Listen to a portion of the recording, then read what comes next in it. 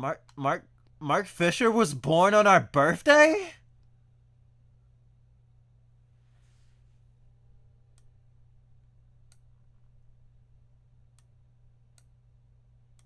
Sorry, I'm fucking crashing out. I don't like that. I don't fucking like that. I could do without that knowledge, actually. It was already enough that the fucking creator of Berserk Kentaro Miura was also born on the same day as us. I mean, it's just a coincidence and all. But damn. Fucking damn. I've never looked at his Wikipedia page. Also known as his blogging alias K-Punk. I mean, come on, he had blogging alias K-Punk. He was a fucking nerd. So cool. Was an English writer, music critic, and political cultural theorist, philosopher, Marxist, and teacher based in the Department of Visual Cultures in Goldsmiths University of London. He initially achieved acclaim for his blogging as K-Punk in the early 2000s, and he was known for his writing on radical politics, music, and popular culture. Fisher published several books, including the unexpected success, Capitalist Realism, Is There No Alternative? And contributed to publications such as The Wire, Fact, New Statesman, and Sight and Sound. He was also the co-founder of Zero Books and later Repeater Books. After years intermittently struggling with depression, Fisher died by suicide in January 2017, shortly before the publication of The Weird and the Eerie. Damn! I didn't know that. I didn't know it was right before Weird and the Eerie got published. The Weird and the Eerie subject matter is of great import to us because it also relates to cosmic horror and Lovecraft and I guess cryptids too, like the unknown generally, and like the overwhelming anxieties of like the modern age. You know what else is cosmic horror? Horror, Kafka. You know. So I'm fucked up right now. I am fucked. Wow.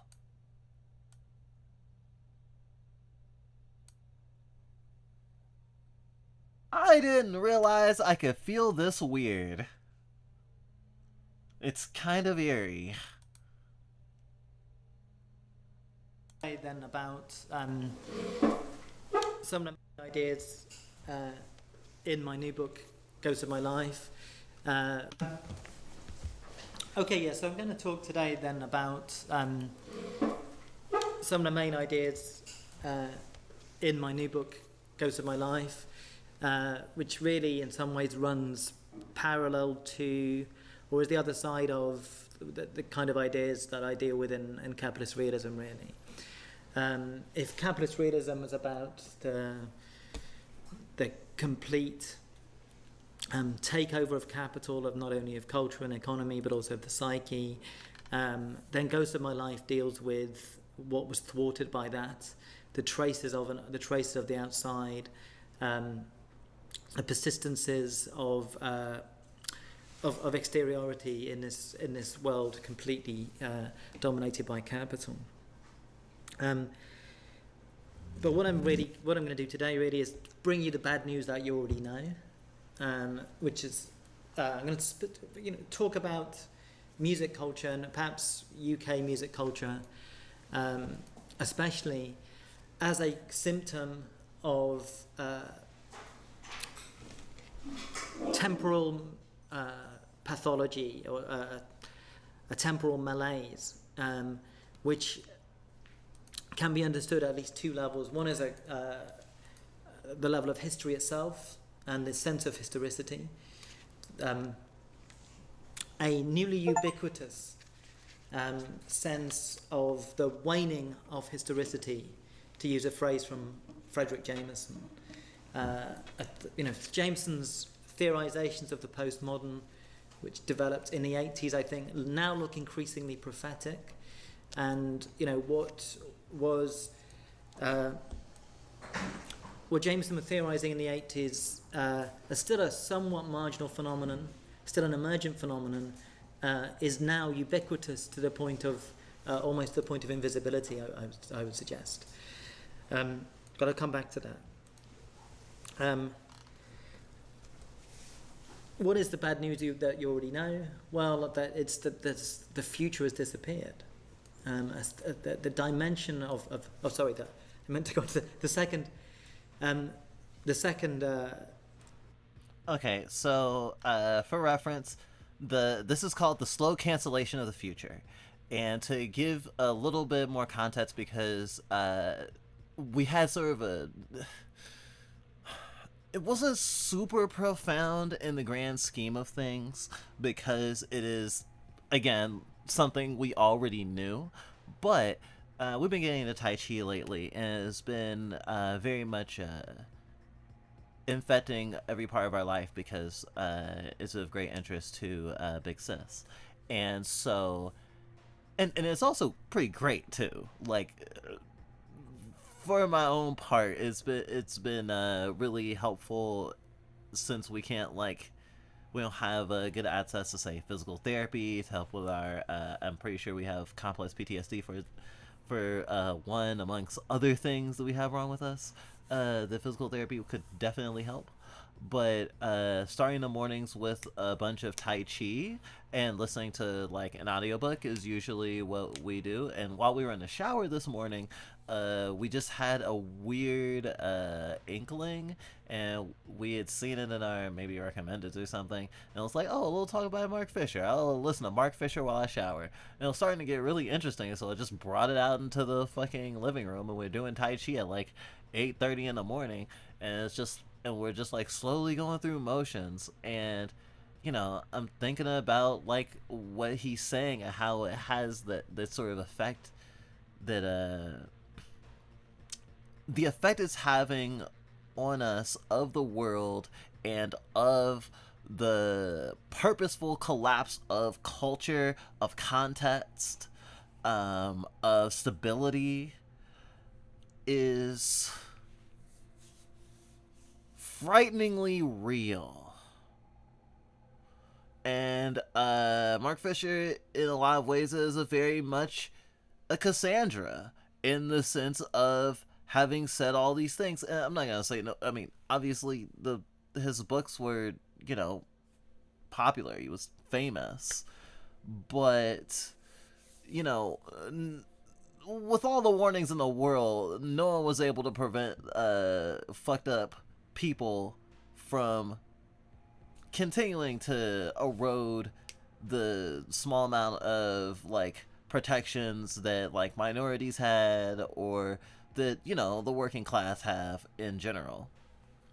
But really, the concept, or the title, the slow cancellation of the future, was really, really provocative to me, particularly because of this thing that I have been thinking, since I've been hearing a lot of people anecdotally, like, in the same way you'll see someone, a special interest piece in, like, a newspaper, or I don't know, a fucking BuzzFeed article or something, and it's like,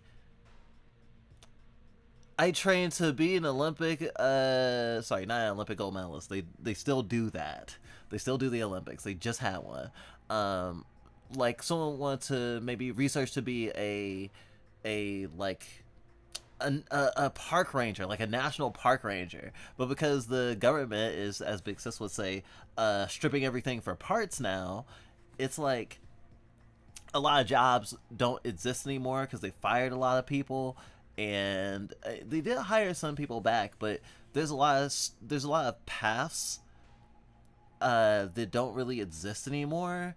I mean, I don't like the military, but there were a lot of people who, and I don't know if you know this, but there's a large amount of trans people who were, or generally speaking, do military service, because usually military service comes with some amount of help for, like, schooling or housing or something like that. It's a poor people thing, you see.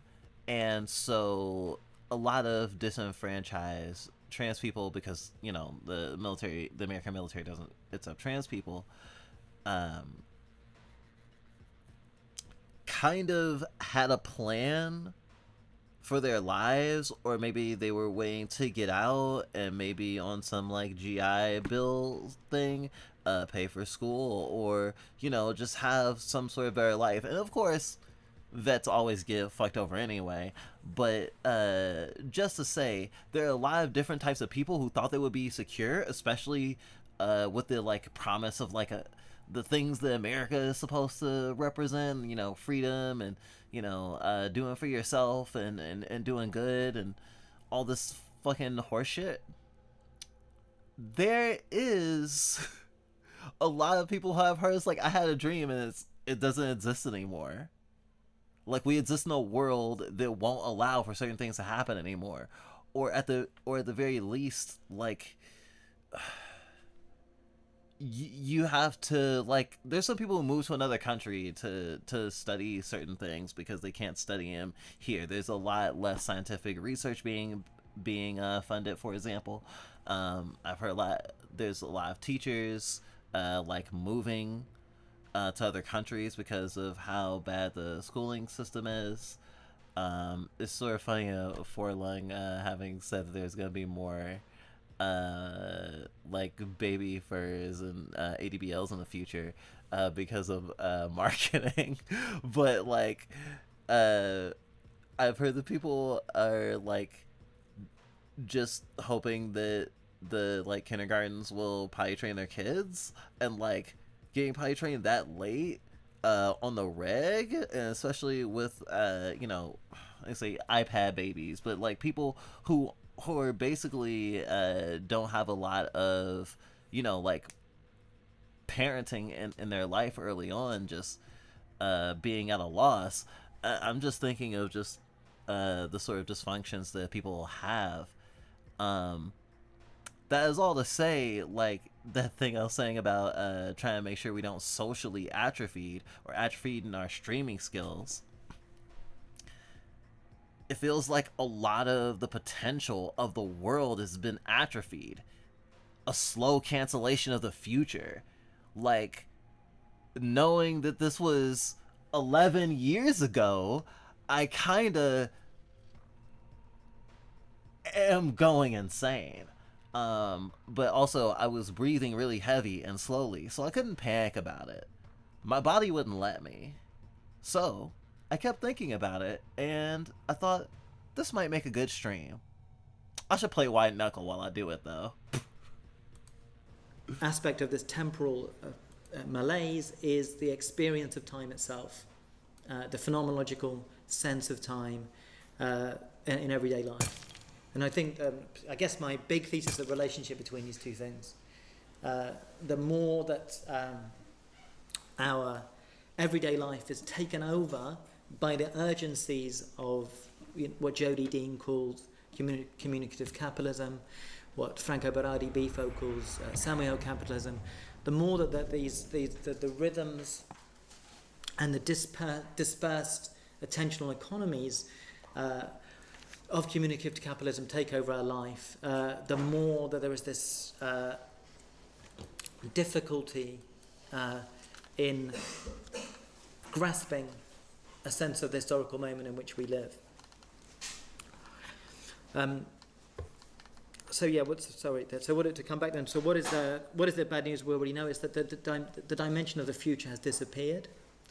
That in some ways that we're marooned, we're trapped in the 20th century still. That what is it to be in the 21st century is to have 20th century culture on higher definition screens. We keep doing retro. Distributed we by can't imagine high-speed new internet, things, actually. new styles. It's always referential. So there's a strange, what ought to be a strange sense of repetition, of a clotted or blocked time, a time that's in many respects slowed down or flattened or retarded or gone backwards, where the sense of a forward momentum of culture, which isn't the same as a progress. I'm not arguing that what has disappeared is a sense of the progressive in culture, as if somehow 90s jungle had progressed above Robert Johnson. I'm not arguing that. What I'm arguing is that the thing that's disappeared is a sense of difference, or a sense of the specificity, the sense of culture belonging to a specific moment. That is what has disappeared in the 21st century. So Amalgamation. now a feeling that everything nothing looks ever the really same. dies, but that's not good. That means that we Stagnation, are really. assailed on all sides by kind of zombie forms which persist forever, by revivals. Anything can come back. Anything can come back. There's a kind of we might say excessive tolerance for the archaic. But part of the problem is since the sense of historicity has waned, has declined, it's difficult to characterize anything as archaic anymore. What does it mean to say something's archaic in a situation when practically everything feels old? The phrase that captured this for me, and which I use at the start of Ghost of My Life from Franco Berardi, is the slow cancellation of the future. The slow cancellation of the future, I think, which captures not only that sense of termination, but the gradual nature of it. Of course, it's not that the future in culture disappears overnight. It withers. It drains away. But it's, at least in terms of music culture and in the UK context, I think we can say that this waning, this disappearance, this cancellation of the future started to become evident about a decade ago, and has intensified since then. And I think in that time, our expectations of music, which I'm treating as I say, symptomatic and as the most obvious example of this, but it's not as if this only applies to music. Our expectations have declined, and this flattening out of time has become more naturalized. I don't think we anymore expect music to sound like a radical break from the past. We expect music now, and culture more broadly, to be no hammer anymore. Quite subtle. If it's different, it'll be a subtle remodulation, a subtle reconfiguration that is available, that is available and understandable, accessible, only to initiates and aficionados largely. It won't be some gross sensational shift which is readily apparent to anybody. For Berardi, the slow cancellation of the future clearly is not just a cultural thing; it's also a political thing. And of course, the sense of the disappearance of a political future, the sense of a future which would be radically different in political terms from today is also part of this. But it's also about the disappearance then of a certain linear sense of time, I think, a certain narrative of time, with where time is marked in the same way that space is marked. There's a kind of time marks in the way that there are landmarks. I think this is this was how those of us born at in a certain period, from the late 60s, 70s onwards, experienced time as marked by music in certain ways. That there was a strong connection between particular periods and music, and it was one could periodize music, not only by the year but often by the month. By the month? And that sounds the sense insane of to a me. rapid supersession of styles, genres, techniques, methodologies, which went along with that. What was The it, sense like that, Brat Summer or something? I guess there is some element of that. A sense that it was really experience of modernity through popular culture. And modernity, as theorized by someone like Marshall Berman, has this sense of permanent impermanence, has this sense that all the solid melts into air, that any particular form is temporary, evanescent, it will be overcome, it will be replaced, it will become obsolete. I think the way in which we experience that, not now in culture, but in terms of technology, the experience of modernity is now in terms of smartphones or iPhones. That's where we have this sense of permanent obsolescence. In terms of culture, we have the almost opposite now. There's no criteria for obsolescence in culture. When we were growing up, when we got to the point where we had like legit internet on our phone, I think we had like an equivalent of like a sidekick sort of thing at the point where it started to become a thing.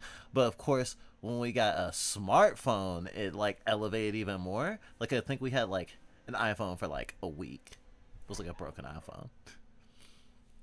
But there was this acceleration, and there was like this high value, and it's like you have a computer in your fucking pocket, and we were deathly afraid of getting robbed for it, because that did happen to people. It was like people talking about like, yo, make sure you hold your phone tight if you're on the bus and you are sitting by the door, or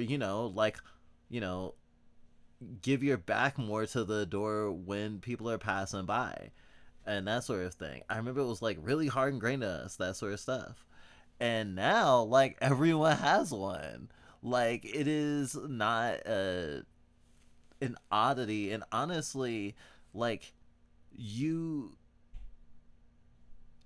kind of a weirdo if you don't have a smartphone. And I don't mean that to deride people who don't have smartphones, especially people who don't have smartphones on purpose. It is abnormal to not have a smartphone. You are, even if it is because of poverty, especially if it's because of poverty, it is like, it disables you. It's like the fact that if you're homeless, it's sort of, if we're talking as a person in a capitalist society, and you want to survive, and you're asking for money in a world that is continuously devaluing like straight up physical cash, and plastic and like fucking PayPal and shit is king, you need a fucking Stripe scanner, like a Ko-fi or a Cash App, and a smartphone. You need a fucking a power bank, maybe two. Charge yourself up when you get to go to a fucking Starbucks. We've been homeless before. Like, I don't know if I told you this, but like,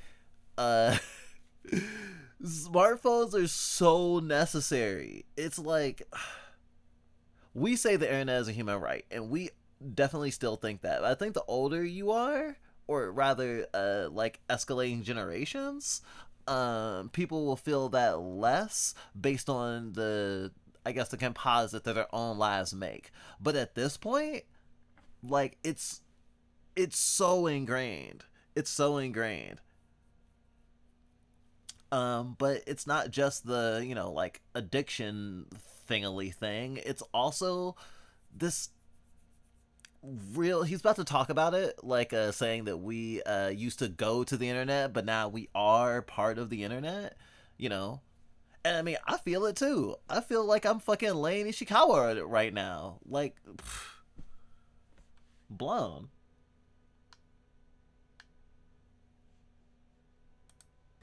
There's as I said before, an accommodation towards the what would previously would be characterized as the archaic, but part of the problem is there's no effective sense of the contemporary by which one could to which one could compare the archaic now, and that's as I said, I think been in place for about a decade.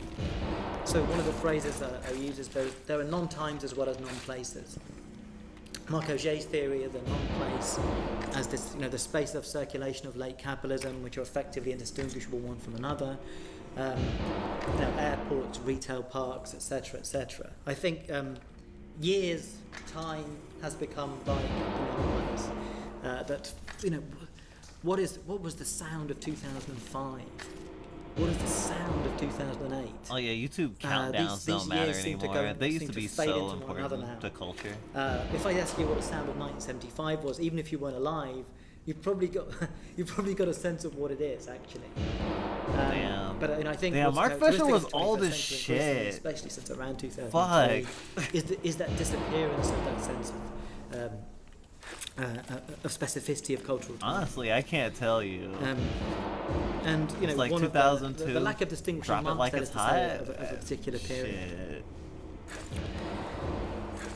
And a sense of the futuristic now belongs to the past. It has not been updated since the 90s, really. In the 90s, with genres like jungle, you felt radically unprecedented. They felt like there's nothing you'd heard before, nor could you have heard wait it a before. minute.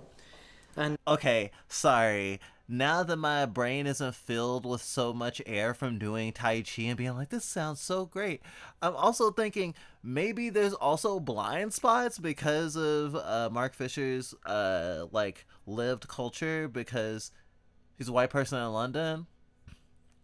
And it's like, saying the jungle music felt totally unprecedented probably sounds like you weren't aware of the cultures that informed jungle music. Is probably the case, I want to say.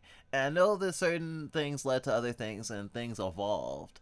But I think things still do evolve, but also naming conventions are really bad now, or at the very least, and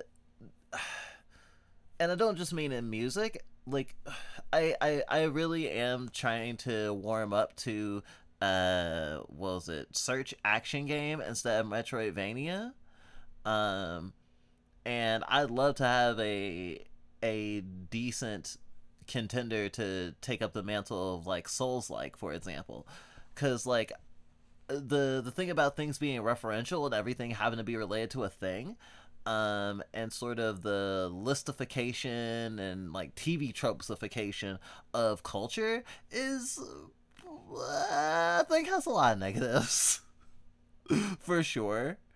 So I don't want to say there's nothing the way he's saying, because obviously he's on to something, especially as he goes on, but a white person telling me jungle music felt unprecedented when he first heard it feels like telling on himself. But that's just me. Hey, Glacy.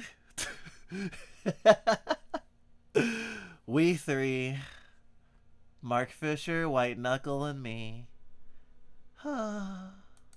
there was a feeling then of the future rushing in towards us, and we being caught up in it. I think that's almost entirely gone now. The futuristic. When we use the word futuristic, it's almost the same as the word Gothic.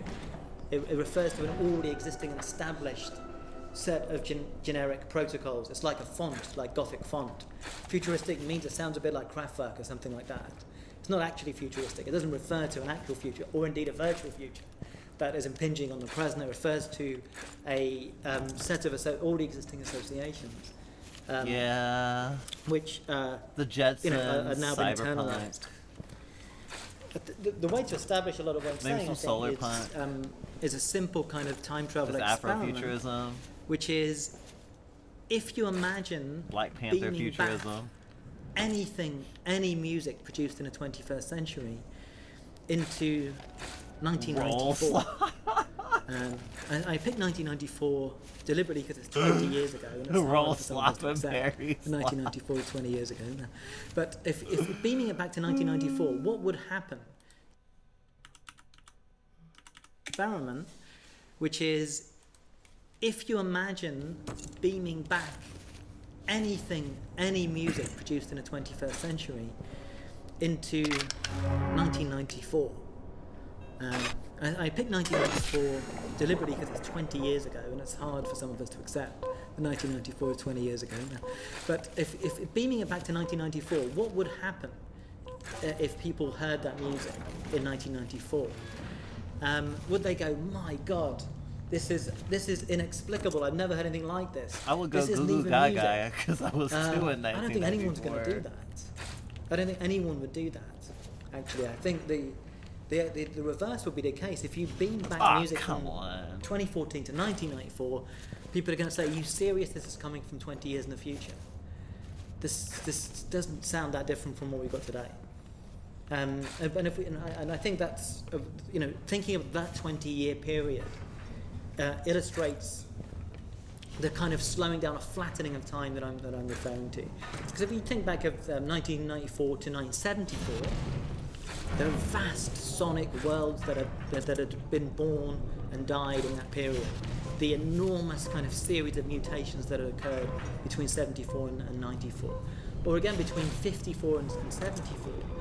The speed, the rapidity, the efflorescence of different sounds, different sensations that emerged in that period.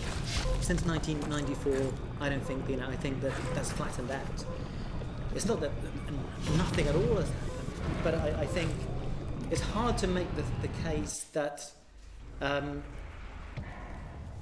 almost anything that has been produced in those 20 years subsequently was sonically unimaginable in 1994, I think. It's a whole series of fairly logical extrapolations of propositions, of methodologies that were already in place.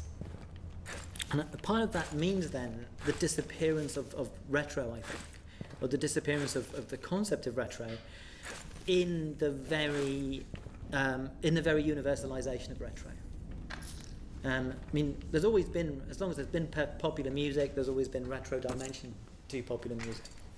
There's nothing new about that. I think what is new about the current moment then is really that there's the failure of any alternative to what would have previously been considered retro. Now we can ask the question: retro compared to what? What is not retro now? Well, it's just enough time for that to happen, though. Far. I guess this became apparent to me in the mid-2000s, which I refuse to call the noughties, although in many ways they're a decade which deserves such a horrible name. But the aughts was when I was walking through a shopping mall and I heard the Amy Winehouse cover of Valerie by the indie plotters, the Zootons. And when I first heard it, in a casual listen, I genuinely thought that this was a 60s record. I thought that so I reversed the temporality in my mind. I thought that the Zootons was a cover of this 60s song. It's a production by Mark Ronson. Mark Ronson specialises in those kind of refurbished sound of the 60s. Of course, if you listen to it closely, you realise that it's not 60s soul. It couldn't be. Nevertheless, that initial response sort of indicates this kind of flattening of cultural time that has occurred. So it's something which had come out 40 years later. Could sound like could sound sufficiently like something from that earlier period. A similar thing happened when I first heard the Arctic Monkeys, who have subsequently become even more boring than they were when they started off, which is so much easier. When I first heard the Arctic Monkeys, and I saw that it's actually the video for that track. I bet she looks good on the dance floor. That when I first saw that, I actually did believe that it had come from 1980. I always think of Pumped Up Kicks. That it was some post-punk group that I hadn't actually heard at the time, but had somehow been rediscovered.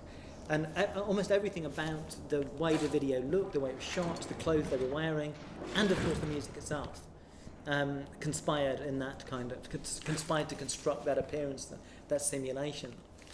And again, I think if we actually imagine it being played in 1980, that record, no problem. It could very well have existed then. There's nothing to prevent it being absorbed into actual 1980. And I guess the reason I mention these things is that for me, these should obviously have been classified as retro. These are obvious. Something which sounds like it could have come out 30 years ago, or 40 years ago, ought to be classified as retro.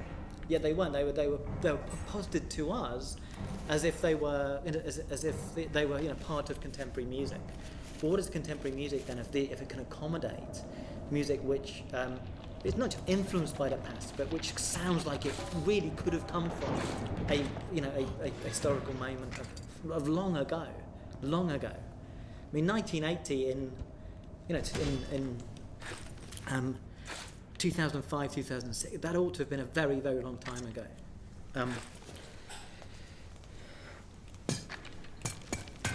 I think part of the reason for this is that we can see the 21st century in many ways as a disaster for musicians, actually. Certainly. Finally, something I can agree with wholeheartedly from the bottom of my heart. The kind of music culture of the 21st century have not been good for musicians, ultimately. The key technological shifts, you could say, are to do with consumption and distribution of music rather than production of music. Now, it's not like, again, it's not that the 20th century was an ideal situation for musicians. It's not that the days of record companies, advances, etc., was a halcyon period. But in retrospect, it's looking better and better, actually, than now. Because paradoxically, in some ways, big record companies, insulated some musicians from market pressure. Actually, they gave them, the fact that there were record company advances, the fact they could make money from recorded music, the fact that recorded music was a commodity that could actually yield remuneration.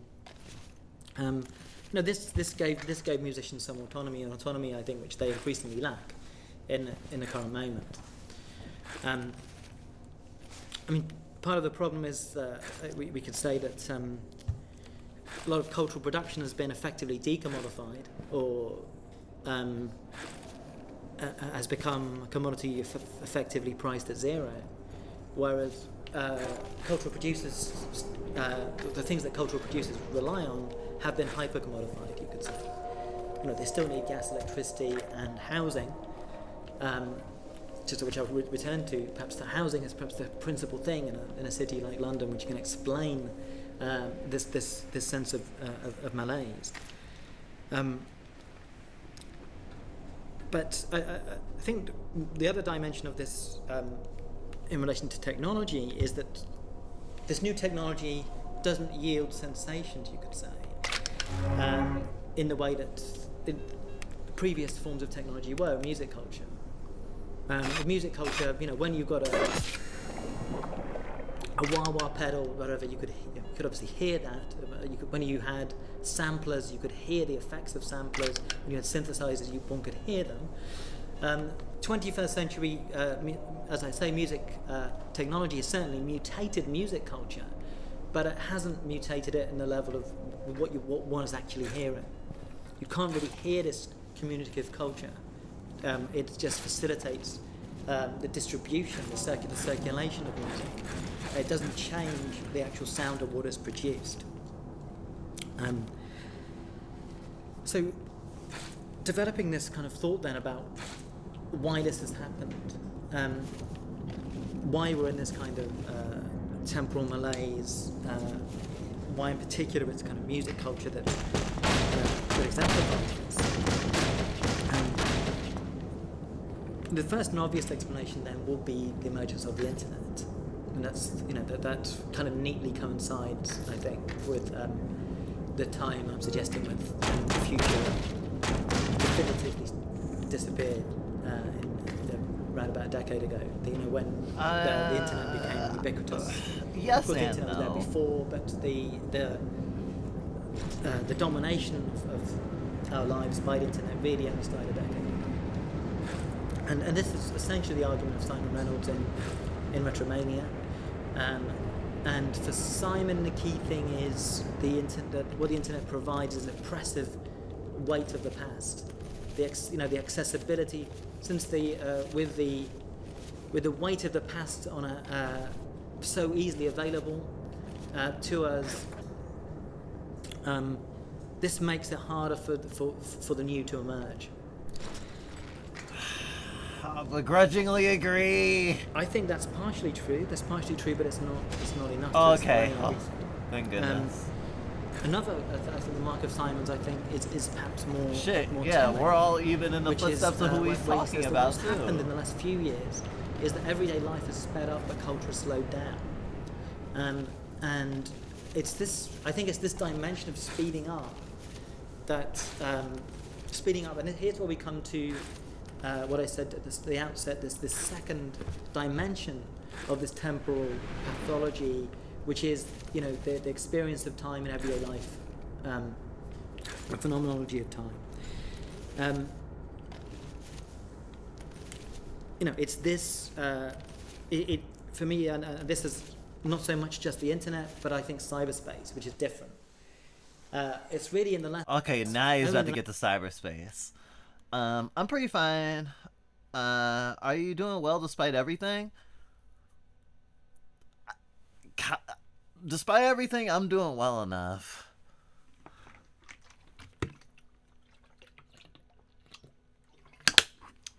I'm regulating. I have other things I can do. I'm not spiraling, that's for sure.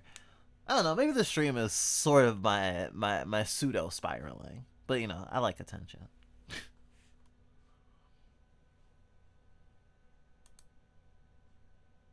Last few years with smartphones, that we were inside cyberspace, you could say. You know, until smartphones, we went to the internet, which we accessed through computers. That already seems like a genteel age of Jane Austen world, a lot far distant from us now. As soon as, you know, I think smartphones are shouldn't be thought of objects which we have, but as portals into cyberspace, which mean that we are peering when into we carry a them window, around, we're always inside cyberspace, like a glass shard in Delta Room, which induces a whole set of habituated reflexes, which we have to make a deliberate effort to step outside of. Smartphone as like a magic again, broken mirror. We can't just see this emergence of cyberspace, the ubiquity of cyberspace on its own. We have to see it in the context of neoliberalization. And the combination of neoliberalization and post-forwardism and Knuckle capitalist realism.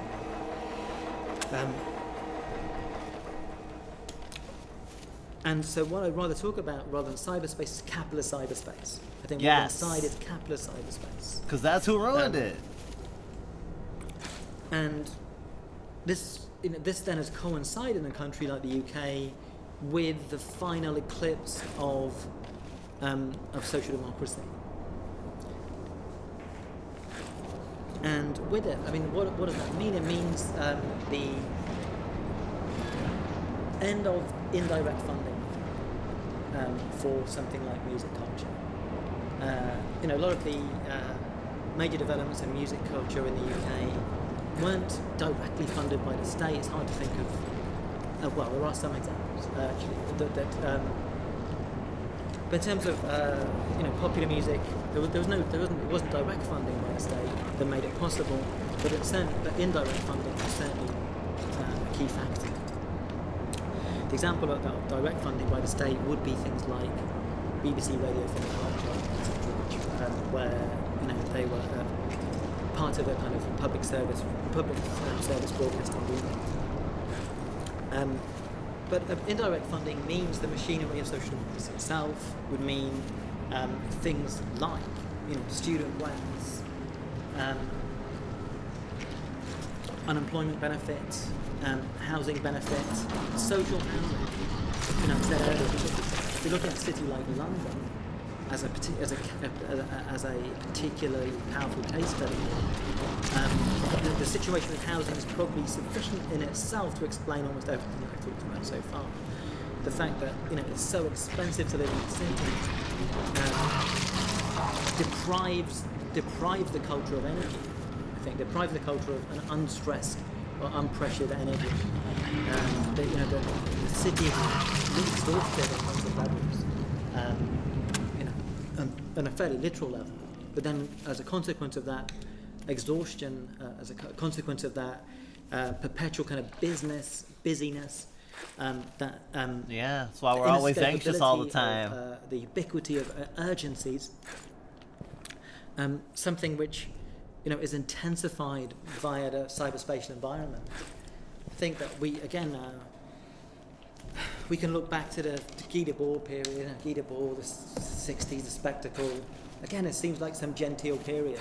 You had to put TV on then, or see an advertising billboard in order to be commanded or have your nervous system assailed by the urgencies of capitalism.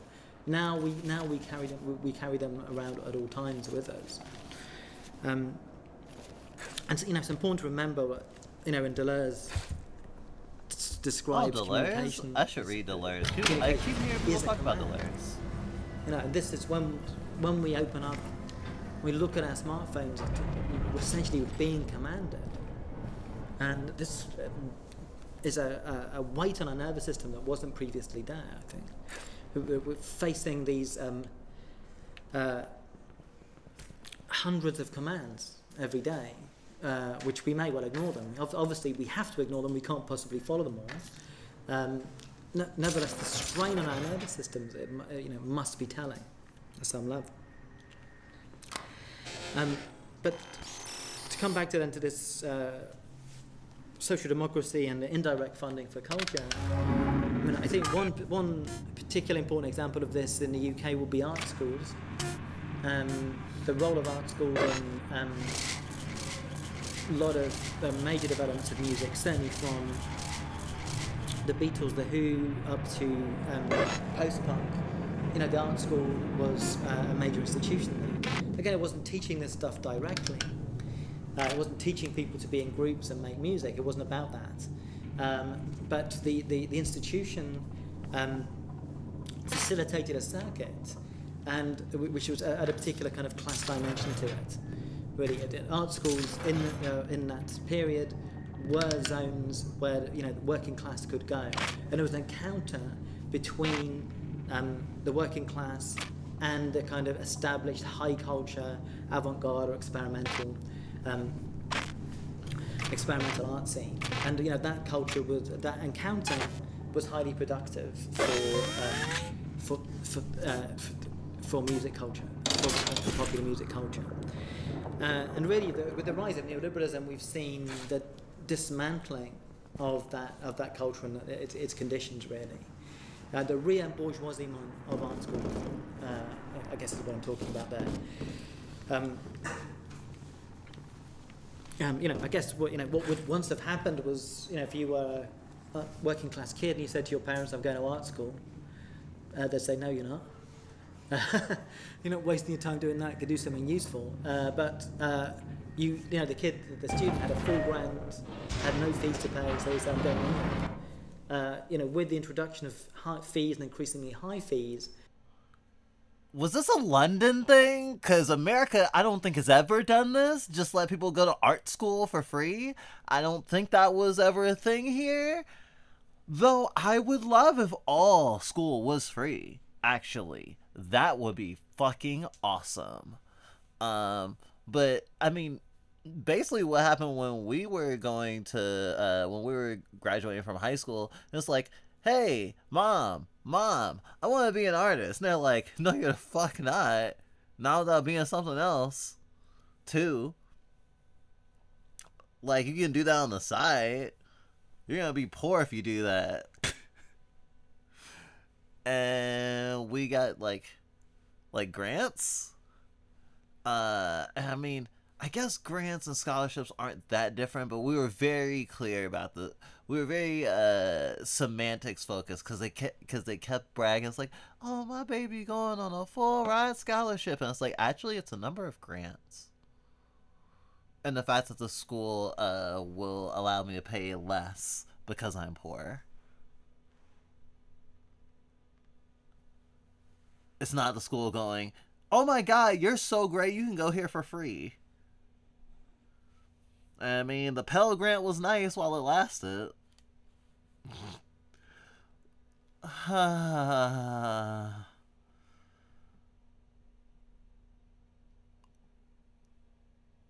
Pell Grant turns into a diaper. Fucking Christ. Now that's some fucking fan fiction. Pale Grant pissing age regression. Sorry, I blanked out there for a second. Yeah, having the autonomy to actually learn what you want instead of what your parents tell you to is actually really filling and freeing. For freeing? Fulfilling and freeing. Sucks that our society doesn't let people do that.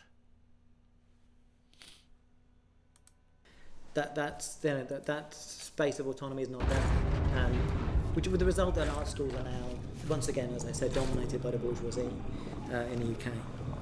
And I think the result of what I'm talking about, or another dimension of what I'm talking about, is the re-stratification of culture. Really, one of the things I'm interested in, and why I think music culture was significant in the period, from especially from the early '60s up to the end of the '90s. I'm doing even worse for the attention economy, aren't I? Even if you're watching my stream, and only my stream, there's two things going on at once. It's kind of funny. It's like, I'm just imagining this on someone's second screen while they're playing a video game. I hope that you're only playing a video game on the side. Like, I don't know, does this help you do homework? Would this help? I'm sorry, I'm metaphoririzing. This kind of encapsulates a lot, yay.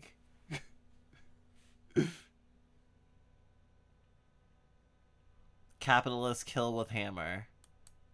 With this art school encounter as a kind of engine of that, where experimental techniques, methodologies, preoccupations were disseminated, extended, and furthered, and popularized, via music. I think that's why that's part of the reason that music was important. Because music wasn't just music. Music was a threshold, a portal into a whole other set of cultural resources. And that circuit has closed down. The possibility of popular modernism has closed down, and instead we have a return really to a kind of kitsch high culture, which is it's kitsch in the sense that it's still there, it persists, but it's no longer capable of generating novelty. Don't judge me. Of producing the new, and a return to a kind of lumpen mass culture. And that space where these two fields were disarticulated and no longer exists in any significant way.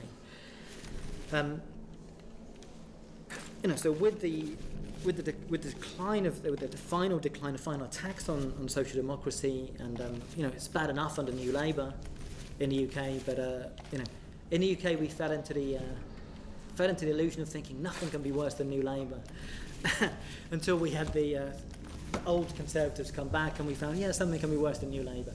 And what's happened with the coalition government since 2010 is the picking off, almost systematic picking off of the last remaining elements of social democracy, with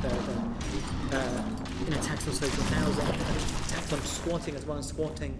The possibility of squatting in a city like London was very important, something that we wouldn't have possibly. Punk is unimaginable in London today because of the housing situation. So I think the result of all this then is this embattled sense of time that at the everyday level. But the key thing was, I think the key thing of something like the art school experiment at that time was that that people were there was a space in the culture where people were freed up from the pressures of work, where they could pursue projects where they were going to live, where the immanent logic led them, not which was radically open. Those kind of spaces in culture, those times, that kind of space-time has radically atrophied. The experience of what is to be a student in the UK is to be, as elsewhere, massively indebted, and often working lots of jobs, working more than one job. So that that's effectively closed out then this space of freedom from work and freedom from the immediate pressured time. I think what this also meant is the end of boredom.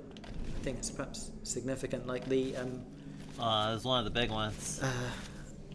We might look back upon boredom as somewhat utopian proposition now.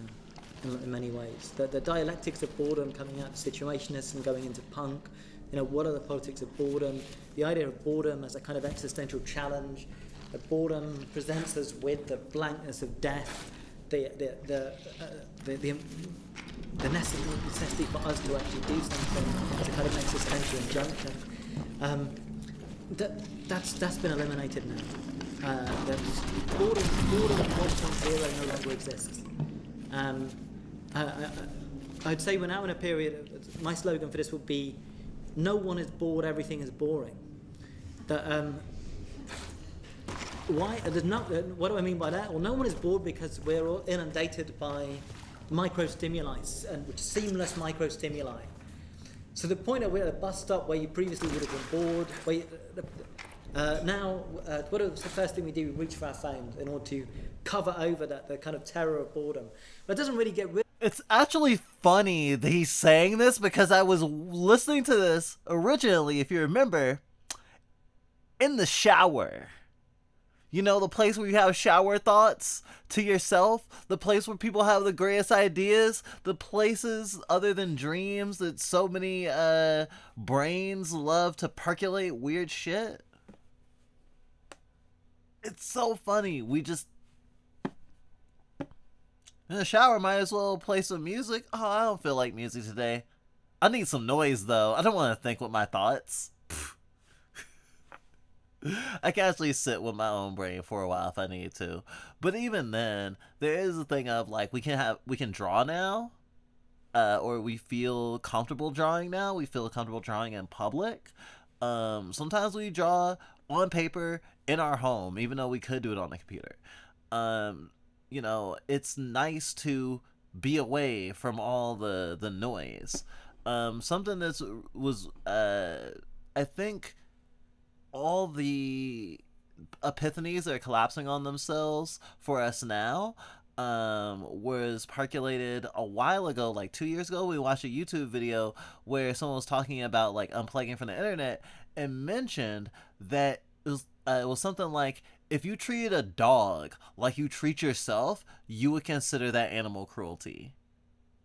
If you put a dog in front of a screen for 18 hours a day and put headphones against their ears and made them listen to a bunch of shit all the time, not to mention the, psychic damage and cognitive load of, like, society and thinking about that and thinking about how other people see you, especially filtered through the perceptions of a lot of people's raw fucking thoughts with no filter on the internet, like on social media, especially on short form content.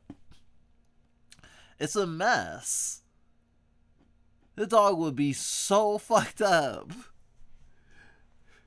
And, you give the dog 2 days without doing that to him. It's like, wow, the dog is doing so much better now. And it's like, in this metaphor, you are the dog.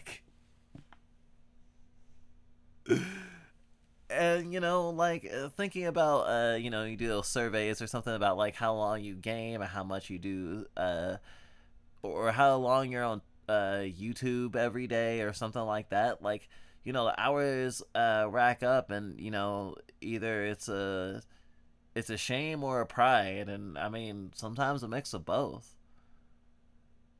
And being online, I don't think is bad. And honestly, if the internet had stayed how it did in like 2016, I think I would still prefer Fleshbase, the internet to Fleshbase. But now they both suck. Like, it's so insane. Although I still think the internet is very valuable, of course. Maybe I shouldn't say of course. I don't think that that's I think that I want to like, you know, like there's a motorcycle with a buggy in that, and like a sidecar. I'm gonna uncouple the sidecar. I don't think that's a given anymore. I don't think that the internet is good and necessary is a given. I think I kind of have to argue for it now. I don't feel good about that, but the way things are. And I feel like I'm also not in the common denominator. Sometimes I watch YouTube shorts, but I don't watch TikTok, not really. Unless there's something that's so interesting that I go over to the TikTok creators' TikTok just to look at a few more of them. And usually that's as far as I go. Watch like 2 or 3 more, and I'm done. Like, when people talk about like scrolling like, you know, reels or whatever for hours, I don't relate to that. We all have our own traps, right? And I mean, the algorithm has a dopamine trap for us all, actually. The sweet, infinite Tsukuyomi. There is a track for you. Every time you spend a whole bunch of time on YouTube, it's not because you're a bad person or you don't have enough willpower. It's because it's been engineered to be the most hard thing to resist and to get you to stay on the platform for long periods of time. It is not an accident that we're racking up all these hours on social media or even in video games. Especially modern video games. Should have seen the signs with Vine. I mean, I think that TikTok in particular escalated because the potential for virality is diminished now, but there was a time where it was feasible to make a living on TikTok, or it was more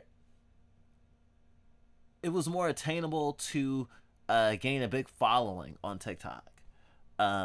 It wasn't like its algorithm wasn't as strict with who got on like the front page and stuff. Of course, they started paying their like creators like dog water after a while, because of course. But there was even a time after that where just like visibility was really variable.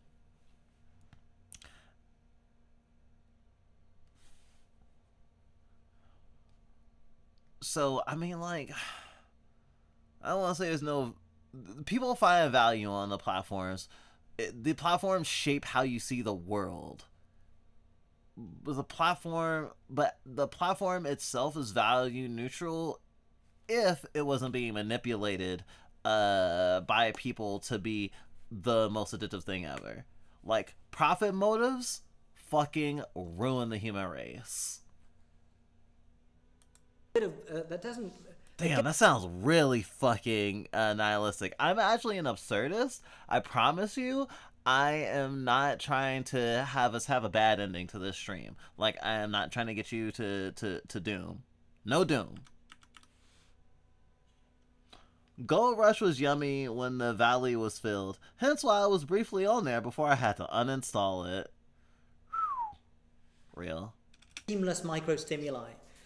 So the point at a bus stop where you previously would have been bored, now, what was the first thing we do? We reach for our phones in order to cover over the kind of terror of boredom.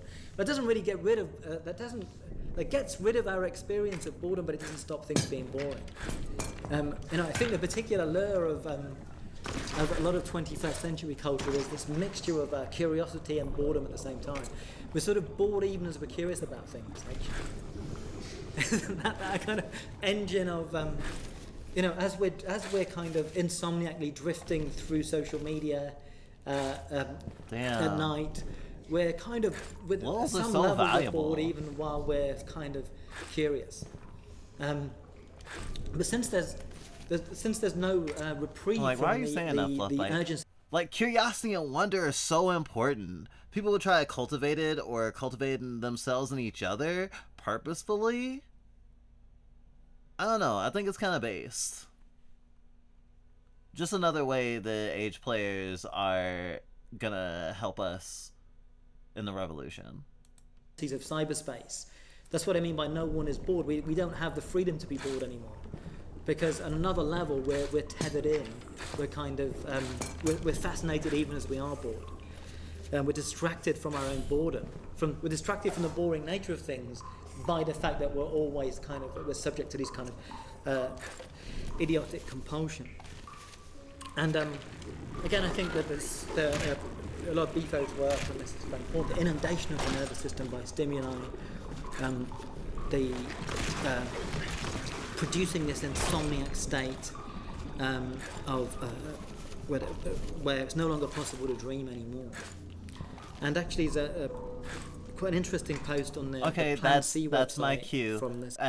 At the beginning, or towards the beginning, I was talking about how there's a lot of dreams that can't be fulfilled now because like jobs don't exist in the same way. I mean, shit. Even if you think about like video game studio closures, someone could always have wanted to work on, I don't know, Zone of the Enders 3. Maybe you were working really, really hard to get to Konami to work with Kojima. Oh, Zone of the Enders 3. That's not happening.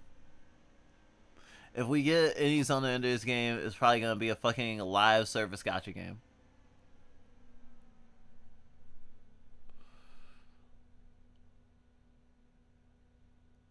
It's like, if you don't like something, make your own. And it's like, but there's so many bars to entry.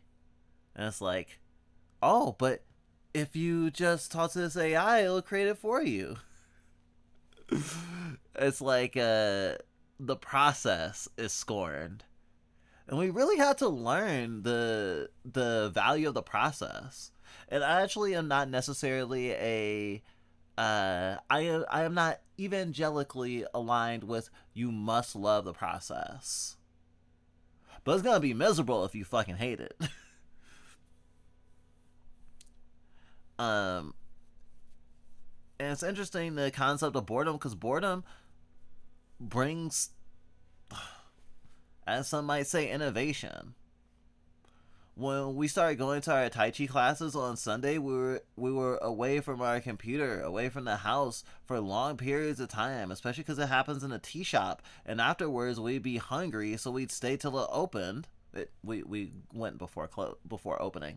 It's a long story. And we have like tea and like, you know, whatever food they serve there, or in one of the places around there. And it meant that we were out in the world at least to some degree. And we spent like at least like 4 or 5 hours out of our house. And I mean, we could be glued to our phone in a coffee shop or a tea shop, but as we started like thirsting to be drawing and just being like, I really need to draw. And it's like, I'm not in front of a computer. We started bringing notebooks. And now we're almost out of paper, and we had to get a new notebook the other day.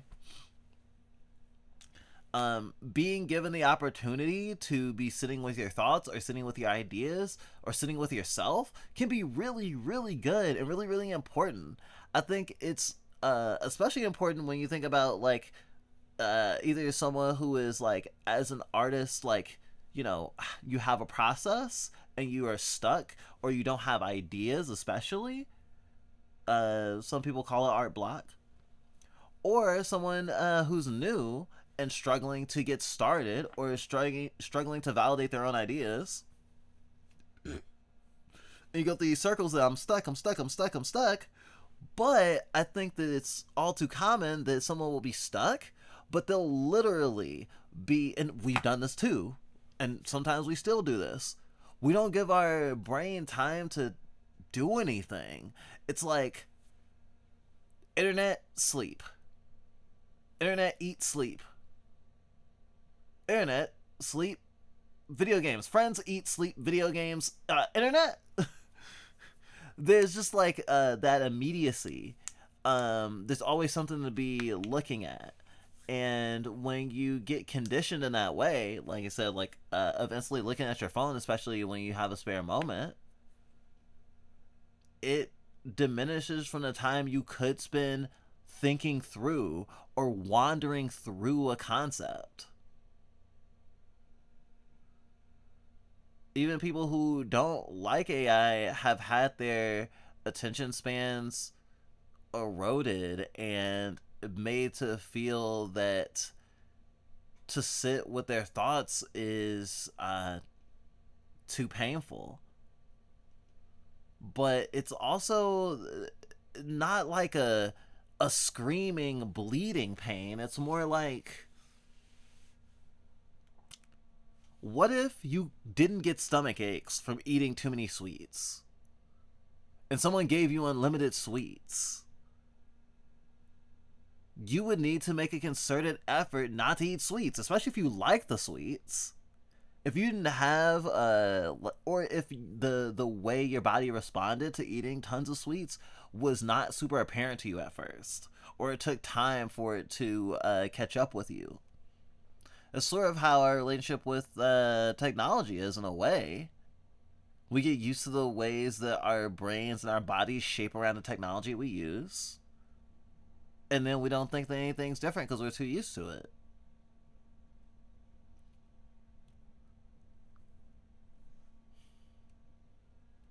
We're supposed to shape technology, not the other way around, right? But as I say, boredom is your friend, especially if you're a creative, actually. I love being bored. But if I didn't get bored, familiar wouldn't even be in pseudo-existence.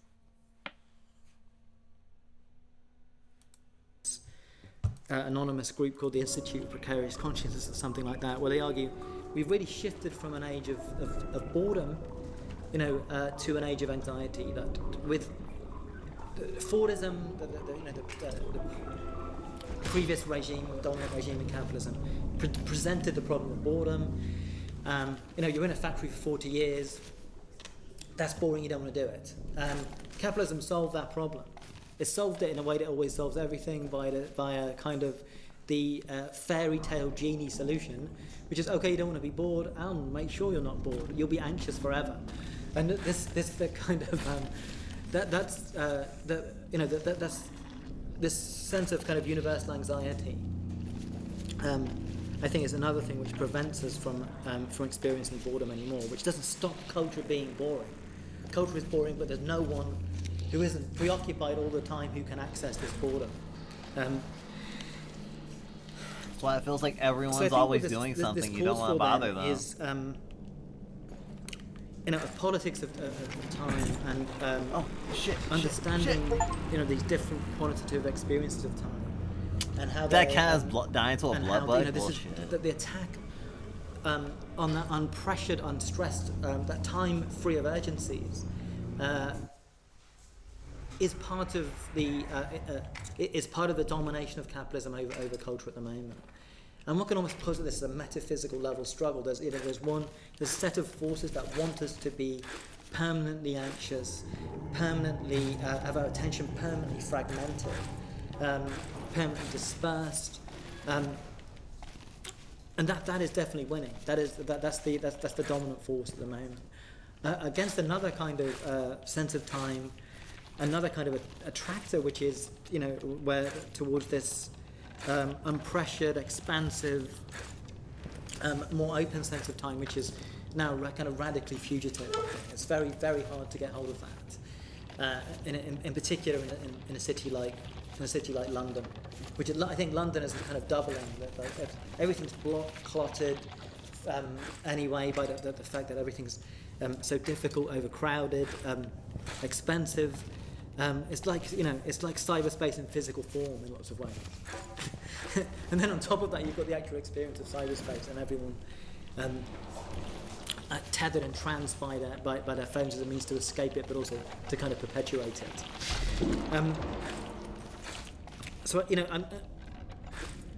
one of the things that I sort of posit then in the book then is what does leave us with in a situation where it seems that nothing new can ever really happen anymore. What do we do? When the future is terminated, what do we do? An important thing to stress here is not to take is not to adopt a too easily nostalgic perspective, where we say, well, yes, everything's great, 70s, 80s, 90s, now things are really bad. Although I think nostalgia is easily criticised when the opposite is far less criticised, which is a certain credulousness about the present. Actually, it seems to me more of a problem than nostalgia. Oh, trying to escape the present. Given the fling immense into the weight past. of the kind of the PR industry, branding, Shinji, and their role in deliberately producing this waning of historicity, I think it can't be underestimated. They are this force which, I guess, the problem with nostalgia, nostalgia in a culpable sense, will be that it makes us overrate the past. But I think that the problem we've got is overrating the present in lots of ways, and underrating our own dissatisfaction with it, which we're invited to do, which we're pressurised to do in lots of different ways.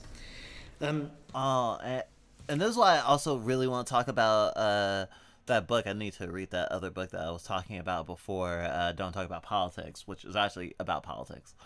And how when there's like a cognitive dissonance that happens when you're under an oppressive system and you don't have the means to change it, or you don't feel that you have the means to change it, if you're in a sense of hopelessness, in order to cope with the reality of how the things are, you sort of adopt justifications for why the way things are is okay, which is why you will end up with, like, I don't know, immigrants who are pro-ICE, or Candace Owens.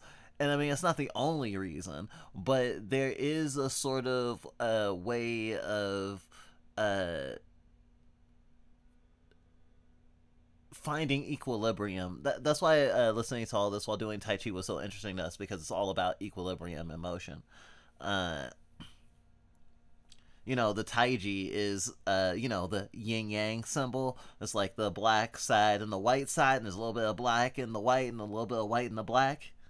Balance, and, thinking about balancing, flesh space and the internet, thinking about balancing, like, attention and inattention, and, like, all these things, is, like, I don't know, really, everything rhymed.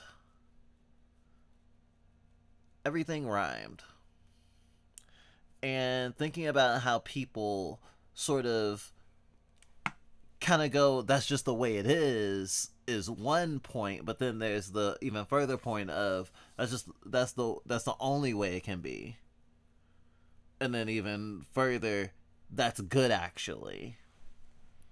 You just need to change to be better within it, or some shit. And it's terrifying. Capitalism changes you too. So what? Rather than invoking an actually existent past and comparing it with the present, I think the point from which we can criticise the current moment, the point at which it can be found wanting, is is in terms of the futures that were projected from the 20th century, not the actually existing past.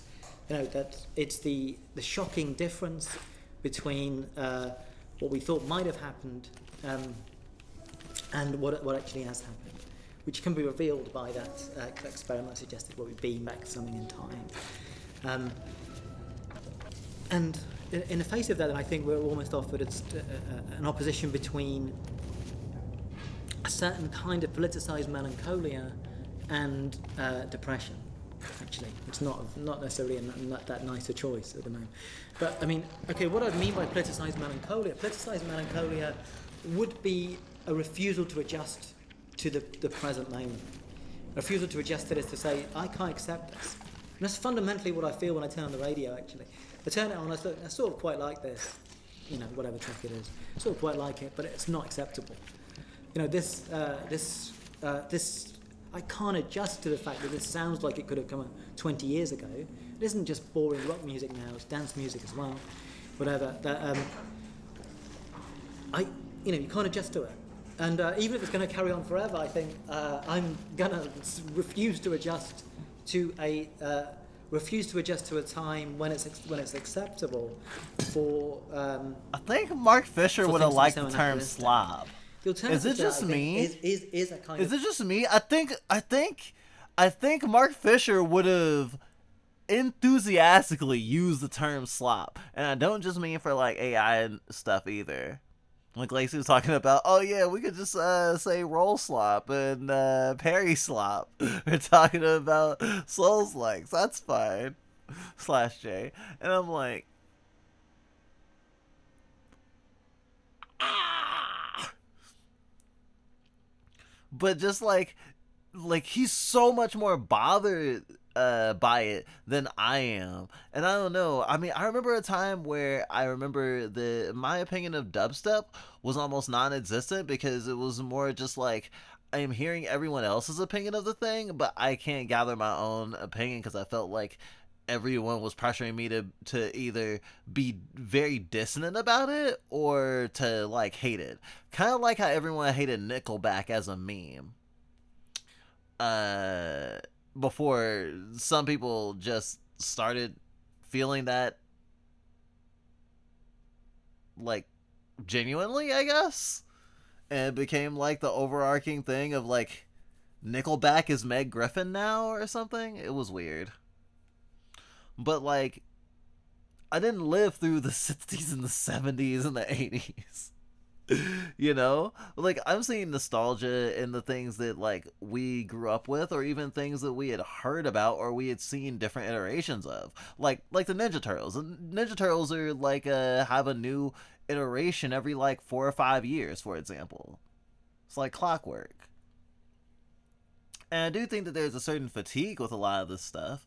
And there was also a YouTube video we saw recently that was talking about how like remakes and remasters of games should be considered like a whole new thing because it's in a different context, and like going back to fix your work is basically like a new round of editing that like makes it a different piece, especially when you like say do a remaster of a game from a certain amount of years ago, but you like poke at it to make it run a little bit better, even to make it more optimized or something. It was sort of a radical position, to be sure, but it was an interesting conceit because it was like a radical position of make new things. Just make new things. Stop being ashamed of the thing that you made. Stop saying you need to fix it, because there's so many artists who want to fix their old things. And I mean, to some degree, it's totally understandable, especially when you're under like this corporate mandate. Like, if the developers of Silent Hill, like the original team Silent had, before everything had fallen apart, had wanted to do like director's cuts of some of their games, I mean, I think it would have been totally justified and normal. I mean, it has been normalized just in general. The concept of a director's cut, I mean. For various reasons. Although it's also like sort of a H-Bomber Guy has a video about this, but we're not going to get into it. But it is sort of a marketing term. As much as there's valid points to it, it's a marketing term. Part of me is glad he has been spared from slop. The math leads to slop. It's like he also like the fraction point of like when you get indoctrinated into being like a habitual internet user, I think has a lot to do with it.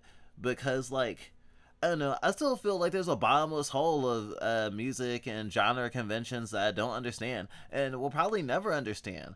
Like, the richness, the vibrancy of what's available, if you're looking through human history, I mean, if you can find it now with all the like bloat of like AI and stuff, like, there was so much information, even in the form of just music, even within a single genre. I don't know, if even with iteration, it didn't feel bad. But I guess that his thing isn't being hung up on the past, is being hung up on the present, of the present being infinite iterations of the same fucking thing. And seeing those things, seeing things regurgitated, that's the thing. And that's very much what AI does. I mean, people talking about you know, like, what do they call it, like AI incest, and how like when they run out of data to like harvest they for their data sets, then they'll use their own or other AIs, and then it'll like degrade in quality. And you know, that's what eventually happens.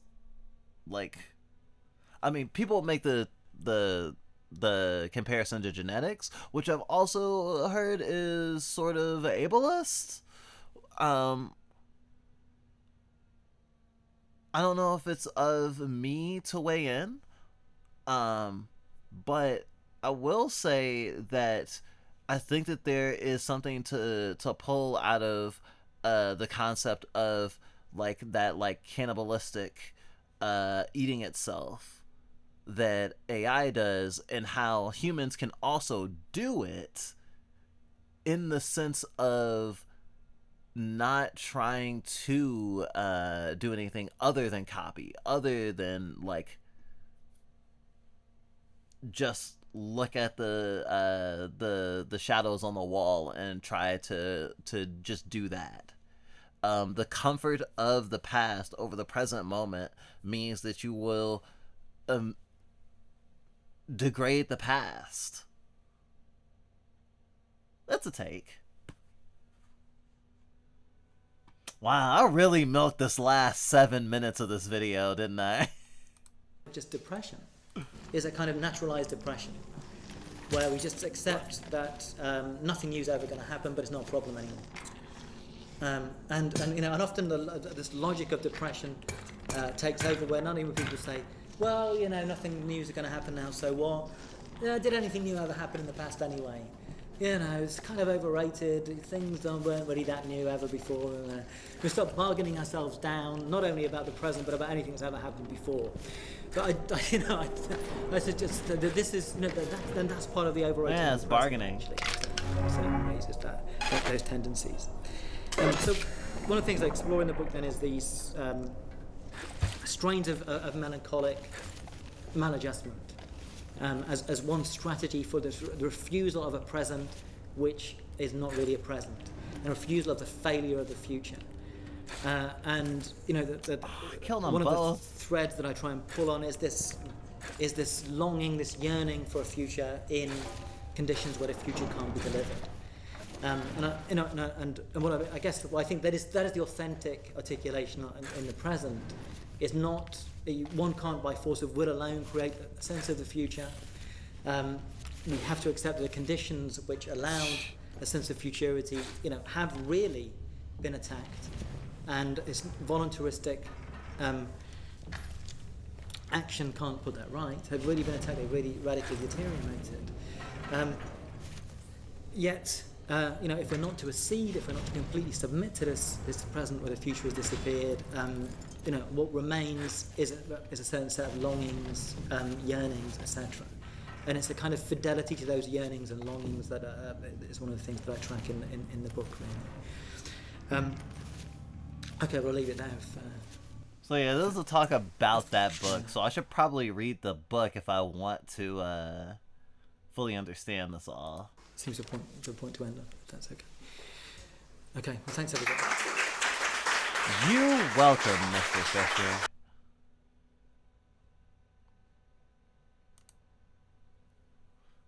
Yeah.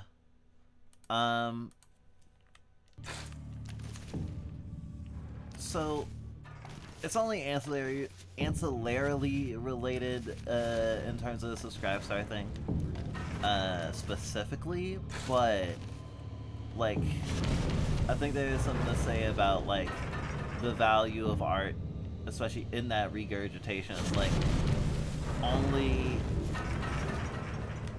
only valuable enough to feed the machine.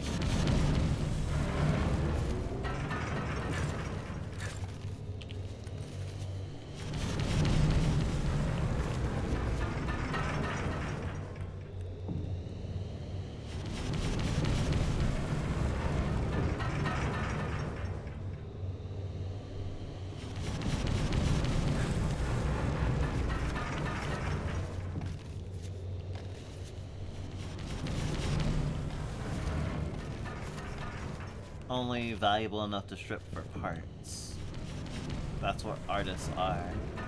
I mean, it's not like, there's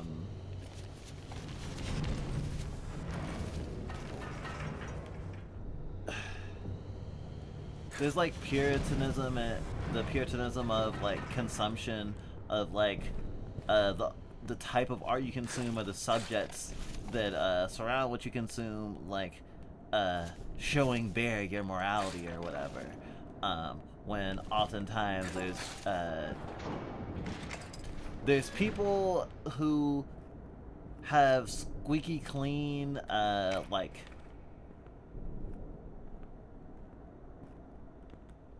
eccentricities or like fetishes or whatever. They're up to like really ill shit, and people are up to really ill shit that are,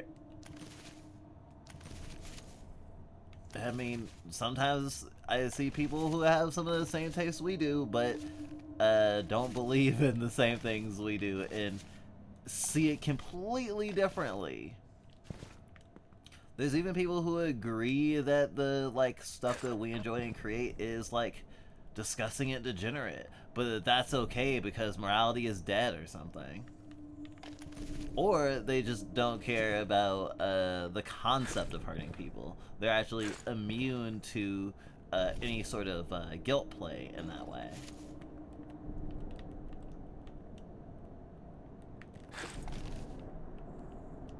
I mean, as an artist, I just feel obviously really disposable right now, and I'm trying to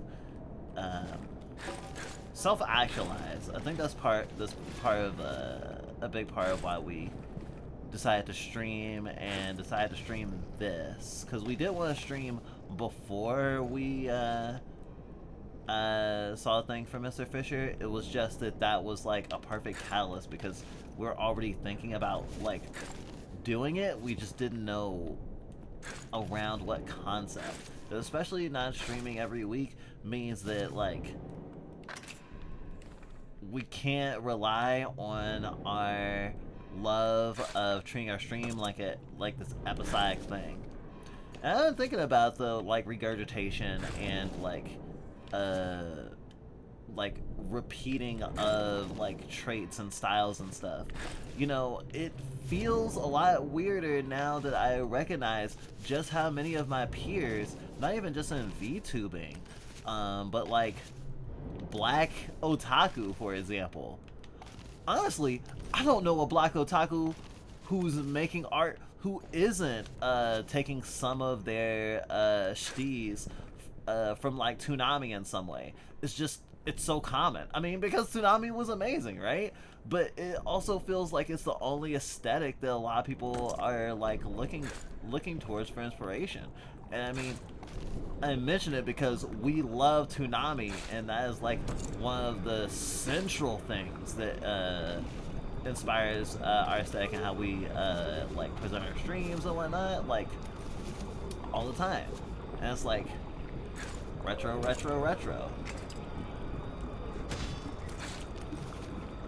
Didn't need that one, but maybe later.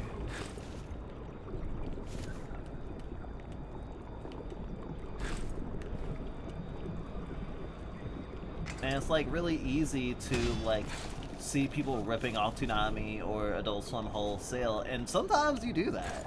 Like as an artist, I think it's like important to start where you can, and as they say, the best artists steal. But that means a different thing than how AI steals. As I'm sure you've heard from a million artists a million different times, if you at all are running the circles we do.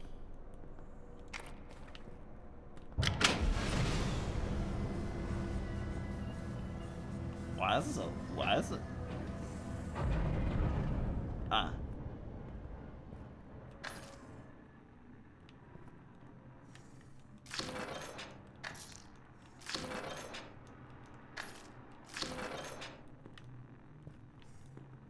Buggy.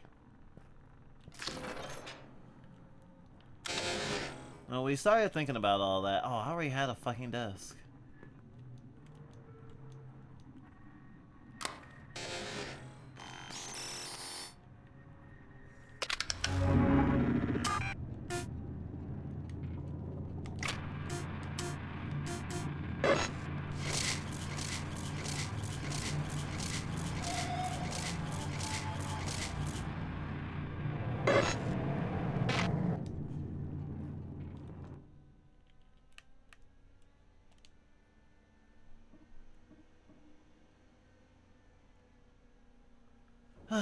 I love it when roguelikes let you save and that's it.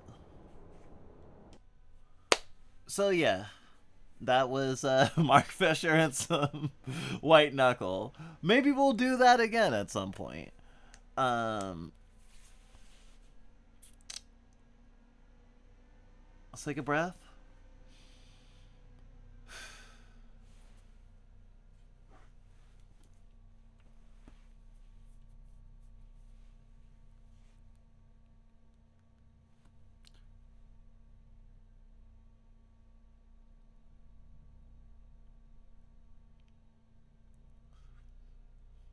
A lot of dreams are getting canceled.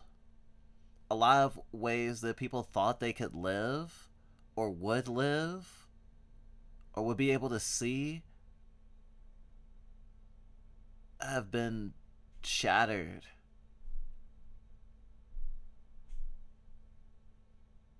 The same market forces that have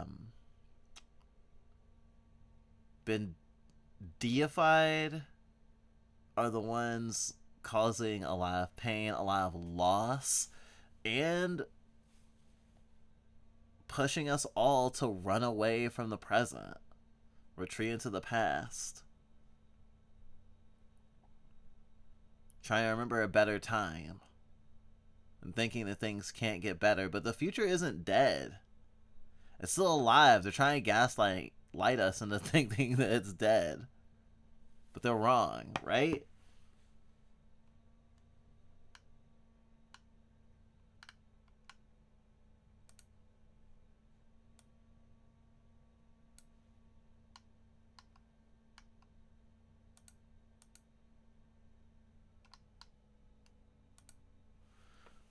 Maybe one day we'll agree.